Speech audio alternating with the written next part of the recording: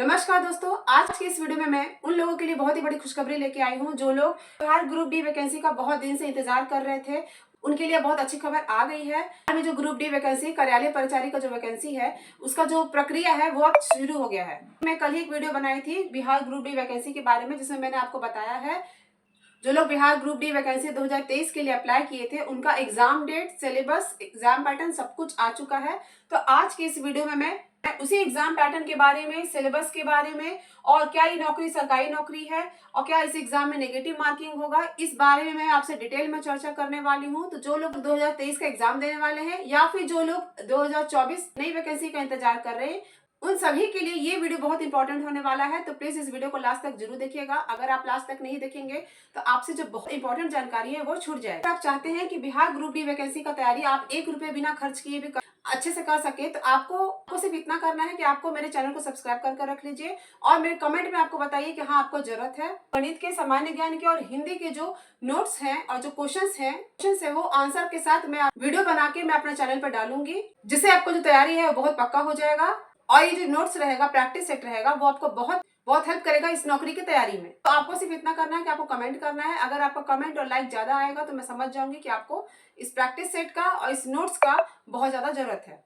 तो आपको ये भी बता दूं कि बिहार ग्रुप डी कार्यालय परिचारी का जो एग्जाम पैटर्न है, आपको सिलेबस है वो आपको मेरे टेलीग्राम चैनल में भी मिल जाएगा। टेलीग्राम चैनल का जो लिंक है वो आपको मेरे वीडियो को डिस्क्रिप्शन बॉक्स में मिल जाएगा। वीडियो में आगे बढ़ते हैं। वीडियो में आगे बढ़ने से पहले मैं आपसे रिक्वेस्ट करना चाहती हूँ कि प्लीज वीडियो थोड़ा भी अच्छा लगे तो वीडियो को लाइक जरूर कीजिएगा और चैनल को सब्सक्राइब करके रख लीजिए। भविष्य में वैकेंसी से रिलेटेड कोई भी जो जानकारी है आपको मेरे चैनल पे मिल जाएगा। क्योंकि बहुत लोगों को ये नहीं पता कि ग्रुप डी कार्यालय प्रचारी होता क्या है। देखिए, बिहार में जितने भी सरकारी विभाग हैं उसमें जो ग्रुप डी, जैसे रेलवे में आपका ग्रुप डी होता है, उसी प्रकार से बिहार सरकार में भी बहुत सारे विभाग होते हैं और उसमें आपका जो ग्रुप डी का जो पोस्ट है उसी को कार्यालय परिचारी कहा जाता है। पहले इसी पद को चपरासी के नाम से जाना जाता था, लेकिन अब इसे बदल के कार्यालय परिचारी के नाम से जाना जाता है, जो कि सुनने में भी थोड़ा अच्छा लगता है। और ये जो एग्जाम होता है ये आपका बीएसएससी कंडक्ट करवाएगा। 2024 से पहले आपका बिहार ग्रुप डी का जो भी वैकेंसी आता था उसका कोई भी एग्जाम नहीं लिया जाता था। तो इसलिए बिहार सरकार ने ये फैसला किया कि 2012 से पहले और 2012 के बाद जितने लोगों ने भी फॉर्म अप्लाई किया है उनका इकट्ठे 2023 में फॉर्म भरा गया और उन्हीं लोग का जो है अगले महीने एग्जाम होने वाला है। तो पहले इसका एग्जाम नहीं लिया जाता था, लेकिन अब इसका एग्जाम लिया जा रहा है और जो इसका एग्जाम होगा वो आपका 10th लेवल का होगा। बिहार ग्रुप डी के लिए आपका जो क्वालिफिकेशन मांगा गया है वो 10th पास मांगा गया है और 2024 में जो इसका जो वैकेंसी आएगा उसमें आपका टोटल 40,000 से ऊपर भी पोस्ट रहने वाला है। तो अगर आपने फॉर्म नहीं भरा है अभी तक और आप भरना चाहते हैं तो इसका वैकेंसी तुरंत होने ही वाला है, क्योंकि जैसे एग्जाम हो जाएगा 2023 वाला तो आपका 2024 का जो वैकेंसी आ जाएगा।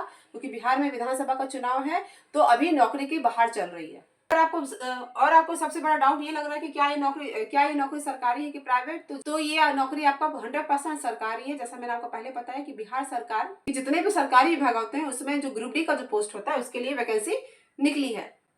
तो चलिए अब हम डिटेल में बात कर लेते हैं इसके एग्जाम पैटर्न के बारे में और सिलेबस के बारे में कि किस 3 सब्जेक्ट से क्वेश्चंस आने वाले हैं और उसका एक एक टॉपिक के बारे में आपको अभी डिटेल से बताने वाली हूँ। तो अभी आपको जो दिख रहा है ये 2023 का जो वैकेंसी निकला था बिहार ग्रुप डी के लिए, उसका कल ही नोटिफिकेशन जारी हुआ है। इसमें आपका एग्जाम डेट, सिलेबस और पैटर्न के बारे में बताया गया है। तो देखिए, एग्जाम पैटर्न ये है कि आपका इसमें 2 घंटे का पेपर होगा। 100 क्वेश्चंस आपसे पूछे जाएंगे, 100 मार्क्स के। एक क्वेश्चन आपका 1 मार्क का रहेगा, ठीक है। और अभी मैं आपको जो स्क्रीन पे दिखा रही हूँ ये 8वीं स्तर का पाठ्यक्रम है, क्योंकि जैसा कि आपको पता है कि 2012 से पहले जो अप्लाई किए थे उनका जो एग्जाम होगा वो 8वीं स्तर का होगा। तो ठीक है, तो अभी आपको ये स्क्रीन पे दिख रहा है 8वीं स्तर का। उसके बाद अगर आपको ये नहीं देखना है, 10वीं स्तर का देखना है, तो आप वीडियो को स्किप भी कर सकते हैं।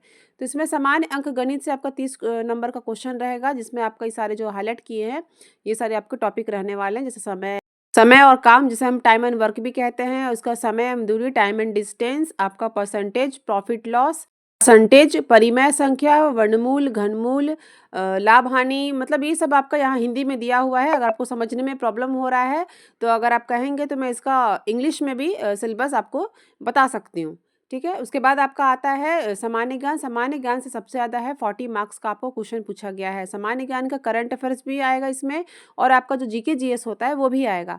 तो ये सारे आपके जो टॉपिक्स हैं इसमें संसाधन, भारतीय कृषि उद्योग, लौह इस्पात, वस्त्र, सूचना सूचना प्रौद्योगिकी, मानव संसाधन, एशिया महादेश का संक्षिप्त परिचय, भारत में कंपनी शासन की स्थापना, ग्रामीण जीवन एवं समाज, उपनिवेशवाद एवं जनजाति समाज, शिल्प एवं उद्योग, 1957-58 का विद्रोह, ब्रिटिश शासन एवं शिक्षा, मतलब जो भी है यहाँ पे मैं आपको हाईलाइट करते जा रही हूँ, आप देख लीजिए। वैसे भी मैंने इसका जो पीडीएफ है वो मैं ऑलरेडी कल अपने चैनल पे, टेलीग्राम चैनल पे अपलोड कर चुकी हूँ, तो अगर आपने नहीं देखा है तो आप वहाँ जाके मेरे टेलीग्राम चैनल पे भी देख सकते हैं।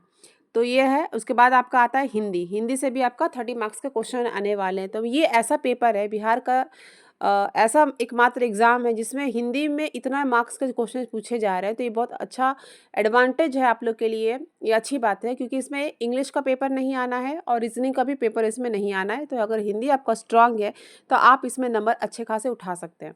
तो जो हिंदी में आपका जैसे मुहावरा हो गया, पर्यायवाची शब्द हो गया, और देखिए मैं आपको ये भी बता रही हूँ कि जो आपको टॉपिक्स यहाँ दिख रहे हैं ना, एक एक टॉपिक्स का जो नोट्स है वो मैं आपको प्रोवाइड कराऊंगी, सिर्फ आपका अगर डिमांड रहेगा तो। उसके बाद देख लीजिए, सारे टॉपिक्स देख लीजिए। यहाँ पे लिखा हुआ है कि 8वीं कक्षा की जो हिंदी पाठ्य पुस्तक कविता है, कहानी इत्यादि के रचनाकार, अंश, शब्दार्थ, तत्सम, तद्भव, अरबी, फारसी, अनुच्छेद पर आधारित प्रश्न, ठीक है। तो 8 लेवल तक का जो पढ़ाई हुआ है उसी के आधार पे यहाँ पे हिंदी का जो सिलेबस यहाँ रहने वाला है। अब आता है आपका 10वीं स्तर का पाठ्यक्रम।